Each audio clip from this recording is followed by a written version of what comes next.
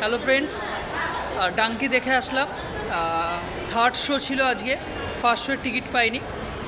দেখুন, সবথেকে বড় কথা, এই সিনেমাটা নিয়ে আমার এত এক্সপেকটেশন ছিল যে সিনেমাটা কোনোভাবেই আমার এক্সপেকটেশনকে তো পূরণ করতে পারেইনি।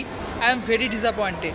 কারণ সবথেকে বড় যে ভুলটা আর কি, আমি রাত্রিবেলা ডিটেলসে রিভিউ আনবো আর কি সিনেমাটা নিয়ে।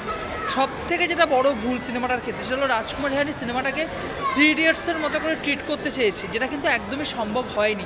দেখুন, র্যাঞ্চো ক্যারেক্টারটা তো সবসময় আসবে না। হার্ডি ক্যারেক্টারটাকে আপনি যদি আপনার পেছনের কোনো কাজ দিয়ে সেটাকে সেরকমভাবে ট্রিট করতে চান, এটা কিন্তু সবসময় সম্ভব হবে না বা সবসময় সম্ভব হয় না। যেটা সেই সময় সিনেমাটা করতে পেরেছিল, সেটা যে এই সিনেমাটাও করতে পারবে তার কিন্তু কোনো মানে নেই। তবুও সিনেমাটার মধ্যে পজিটিভ পয়েন্ট রয়েছে, অবশ্যই পজিটিভ পয়েন্ট রয়েছে, কিন্তু সিনেমাটা কিন্তু আমাকে হতাশ করেছে ব্যক্তিগতভাবে। সিনেমাটার থেকে আমার এক্সপেকটেশন অনেক বেশি ছিল।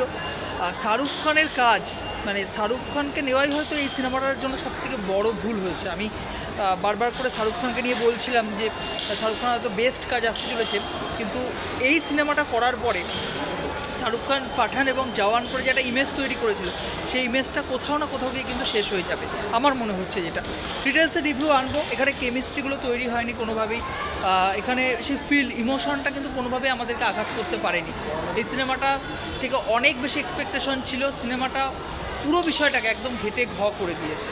শুধুমাত্র এখানে পজিটিভ পয়েন্ট যদি কিছু থাকে বলা যেতেই পারে, সেটা হলো এখানে যে রিয়েল স্টোরি, মানে এখানে যে ঘটনাটা নিয়ে, মানে পুরো সিনেমাটার যে মেন পয়েন্ট আর কি, যেটা দিয়ে গোটা সিনেমাটাকে তৈরি করা হয়েছে। ট্রিটমেন্টটা আগের মতো 3 ইডিয়টসের মতো করে করতে চেয়েছেন, কিন্তু যে মেন ঘটনাটা আর কি, সেইটা বেশ ভালো, সেটা সত্যিই খুব ভালো। এবং সেটা মধ্যে একটা অবভিয়াসলি আমাদের একটা মেসেজ দেওয়ার চেষ্টা করছে, সোশ্যাল মেসেজ দেওয়ার চেষ্টা করছে। তাছাড়া কিন্তু সিনেমাটার মধ্যে আর কিছুই নেই। তবে যারা টিকিট কেটে ফেলেছেন, যারা দেখবেন ভেবেছেন, তারা অবশ্যই দেখুন, আপনাদের বিচার অবশ্যই। আমি রাত্রে ডিটেলসে কিন্তু রিভিউ আনবো এটা নিয়ে।